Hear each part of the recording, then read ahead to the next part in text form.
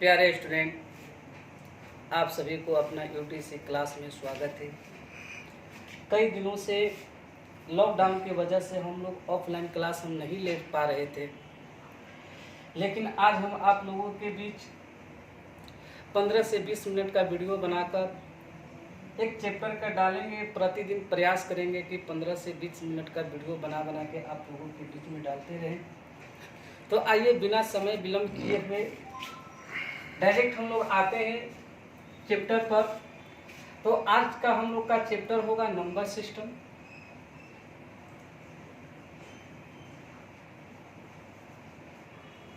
Number system का मतलब आप लोग जानते होंगे, संख्या पद्धति। नंबर सिस्टम का मतलब होता है संख्या पद्धति। संख्या को किस तरह हम लोग क्लासिफिकेशन किया है, संख्या का किस तरह हम लोग वर्गीकरण किए हैं। आइए सबसे पहले हेडिंग आज बनाते हैं संख्या का वर्गीकरण।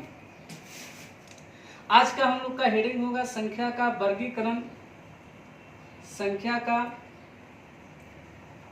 वर्गीकरण।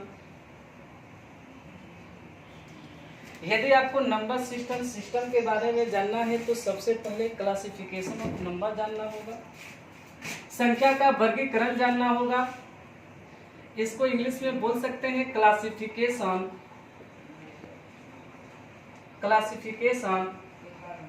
Of number.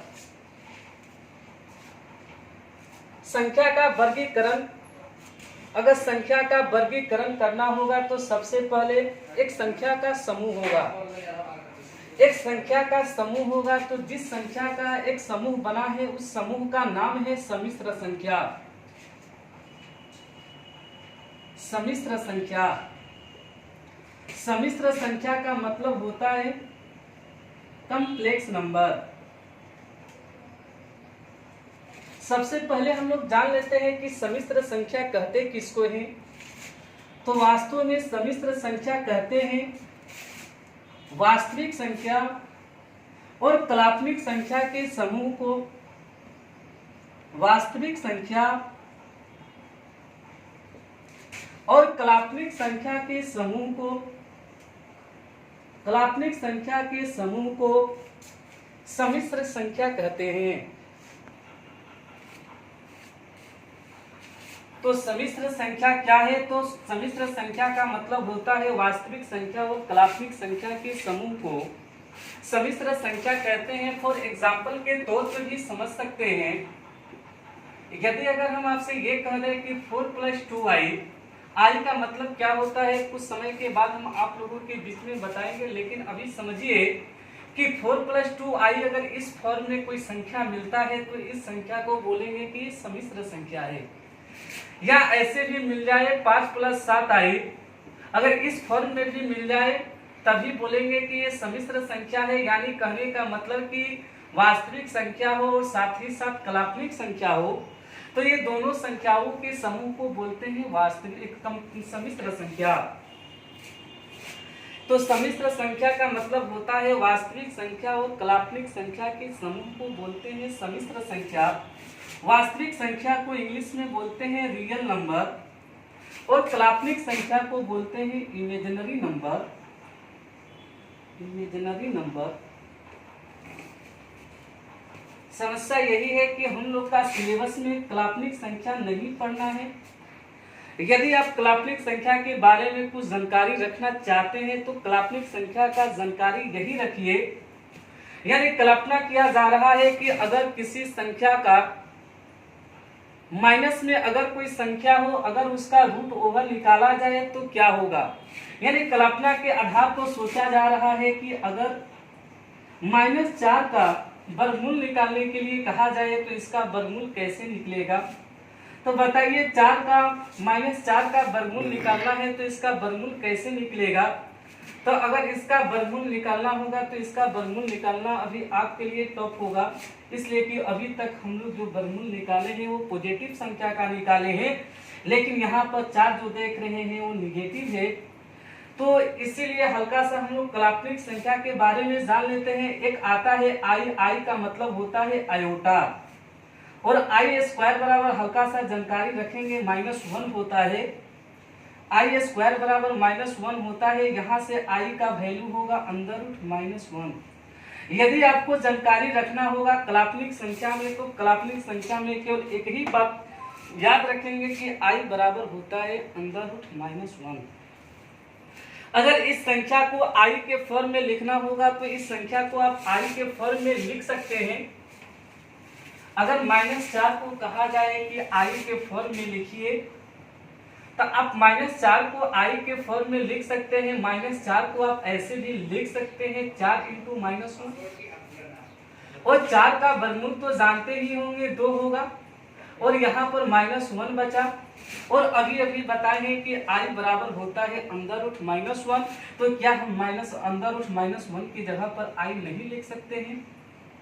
तो यहाँ पर बताइए, कोई कहेगा कि बताइए -4 का वर्गमूल क्या होगा, तो -4 का वर्गमूल हम लोग बोल सकते हैं 2i, अर्थात ये 2i जो देख रहे हैं इसको बोलेंगे कि ये एक काल्पनिक संख्या है। ये क्या है? काल्पनिक संख्या है। खैर, हम लोग का सिलेबस में काल्पनिक संख्या नहीं पढ़ना था।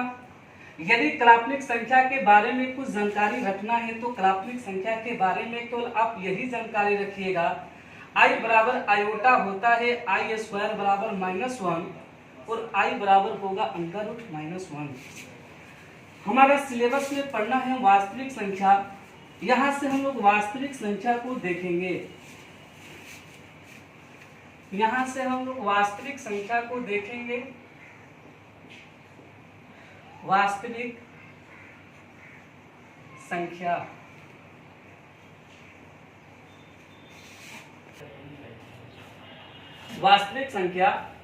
वास्तविक संख्या का मतलब इंग्लिश में इसको हम लोग बोलते हैं रियल नंबर। हम लोग का सिलेबस यही से स्टार्ट होता है, वास्तविक संख्या। क्लासिफिकेशन ऑफ नंबर में हम लोग का सिलेबस यही से स्टार्ट होगा, वास्तविक संख्या से। देखिए ना, वास्तविक संख्या कहते किसको है? तो वास्तविक संख्या का मतलब होता है सभी संख्याओं के समुच्चय को वास्तविक संख्या कहते हैं। या दूसरे शब्दों में हम लोग ये भी बोल सकते हैं कि -∞ से लेकर +∞ तक जितने भी संख्या आता है, ये सभी संख्या को हम लोग बोलते हैं कि ये वास्तविक संख्या है। -∞ से लेके +∞ के बीच में जितना भी संख्या आता है, ये सभी संख्याओं को बोलते हैं कि ये वास्तविक संख्या है। और वास्तविक संख्या को देखिए 2 पार्टों में बांटा गया है।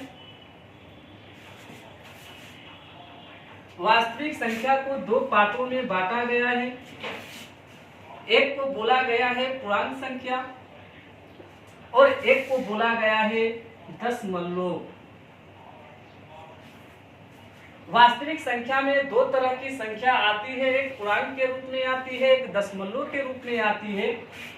तो आइए हम पूर्णांक संख्या के बारे में भी देखेंगे, दशमलव के बारे में भी देखेंगे। पूर्णांक का मतलब इंटीजर नंबर होता है और दशमलव का मतलब डेसिमल। आइए पूर्णांक से पहले हम लोग दशमलव के बारे में देखते हैं। दशमलव में भी देखिएगा, दशमलव 2 तरह के पाया जाता है। दशमलव में भी देखिएगा, दशमलव 2 तरह का पाया जाता है। कुछ दशमलव तो शांत होता है और कुछ दशमलव जो होता है वो अशांत होता है। कुछ दशमलव शांत होता है और कुछ दशमलव जो है अशांत होता है। फॉर एग्जाम्पल के तौर पर देखे होंगे,